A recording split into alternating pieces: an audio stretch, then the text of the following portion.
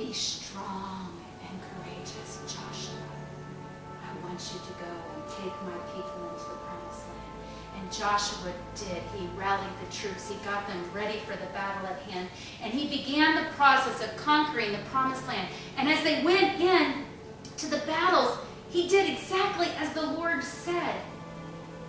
But some of the people, when they went in to conquer, started noticing that the other people had created these little gods that they had fashioned with their own hands.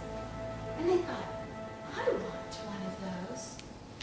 And they began to take the idols of the nations that they were told to conquer and destroy, and they worshiped them. And through this process, a cycle of sin began to happen within the nation of Israel that put them into a spiral that every time they would go back into the spiral, they would increase in evil and wickedness in the eyes of God.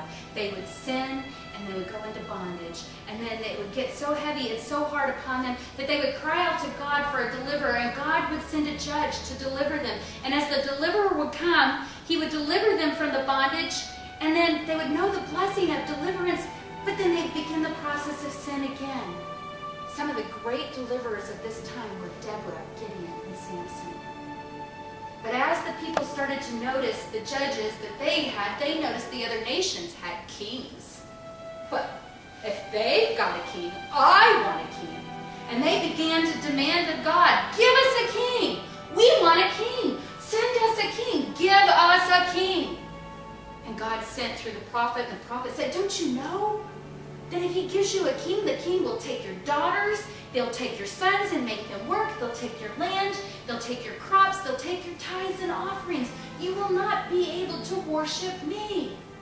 Give us a king. God gave them what they asked for. He gave them a king. That king was Saul. Saul was insecure. He was prideful. He did not have what it took to lead a nation, and it led to his destruction. But in the process of Saul's life, there was a little shepherd boy that God had his eye on. A young man that was willing to fight a lion with his own bare hands, yet play a harp and sing a song and worship the Lord with his voice. He grew and grew. He became the one that God said, that is the one that the promise of my son will come through. David grew up, and he ended up sinning really bad. And when he was confronted by the prophet Nathan, he realized it was him. He confessed his sin. He repented of his sin. He turned and walked away, and that is what made him the man after God's own heart. He grew to serve God and to worship God, to draw near to God. His son Solomon is the last king to know the whole nation of Israel as 12 tribes. Because in the process of what they were doing, they started crying out so much for the idols of Babylon that God said, okay, I'll hand you over to Babylon. The nation of Israel splits. 10 go this way, 2 go this way. The 10 kings of Israel are all wicked, and they only choose wickedness. Judah, the kings that fall under Judah, some will have every once in a while a king that might do right what was in the eyes of God.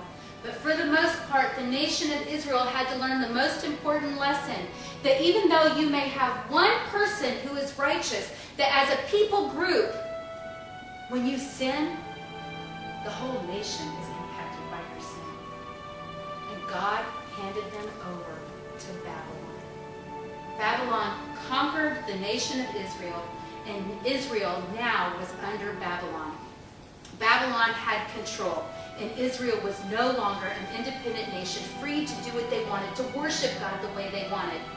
And they stood in Babylon as a nation, suffering from the consequences of the want of what Babylon offered versus worship of the holy God. There were some righteous people at this time. There was Daniel, Shadrach, Meshach, and Abednego, men that truly wanted to honor God with their choices, but the nation as a whole did